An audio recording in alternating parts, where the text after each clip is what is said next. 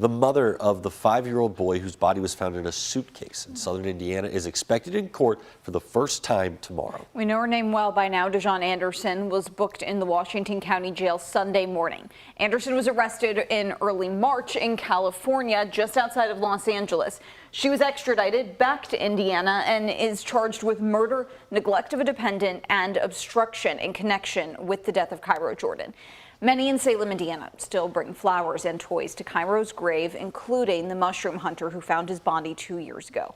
When we spoke with Jeff Meredith again after he heard the news of Anderson's arrest, he said it's what he's been praying for. And that's when I run over and told Cairo at his gravesite. In my heart, I adopted him as my own. In my heart. And that means a lot to me. Anderson is expected in court Tuesday at 1:30 in the afternoon. Now, the other woman in this case, Dawn Coleman, already pleaded guilty in connection to Cairo's death. According to court documents, Anderson asked Coleman to help put Cairo's body in a trash bag and then in the suitcase. Coleman was sentenced to 25 years in prison and 5 years of probation last November. As part of her plea agreement, she will need to testify against Anderson in any criminal case relating to Cairo's death. Right now, Indiana police are trying to work out how 7 children were shot in downtown Indianapolis.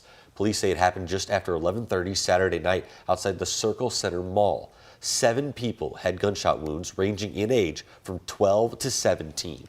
All of them were taken to the hospital, where one is listed in critical condition. Police say officers were patrolling downtown when they heard the gunshots. When they arrived on scene, they say they saw, quote, a large group of juveniles. Once again, we have a situation in which young people are resolving conflict with firearms, and it has to stop. It starts at home. That's the first place. You can look to the police all you want to try to solve these things, and like the chief said, we have plenty of resources in downtown Indianapolis on the weekends to deal with our issues, and yet this occurred.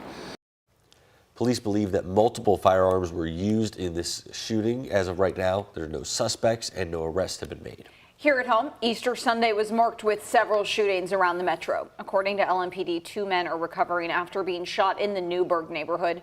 Police say they were called to Brenda Drive around 5:45 Sunday night, but they didn't find the victim. Police say they learned he'd returned home a block away on Red Fern Road.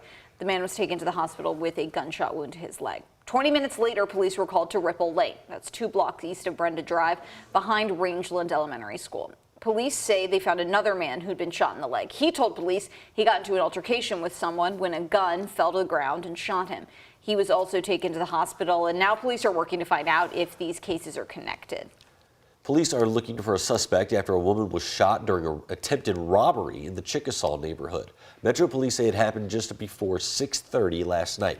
Police say that they were called to South 45th Street, not far from Shawnee Park, where they found a woman who had been shot in the arm. Now, she told police that she was with another woman who had met up with a man to sell some merchandise. She said the man pulled out a gun and tried to rob them. Now, the victim was shot while running away. She was taken to the hospital. Police believe the shooting happened 2 blocks away on Greenwood Avenue. So far, they have no suspects. If you know anything about any of these shootings, you're asked to call the anonymous tip line at 574-LMPD. Happening today, Mayor Craig Greenberg will join other city leaders to unveil major broadband expansion in the metro.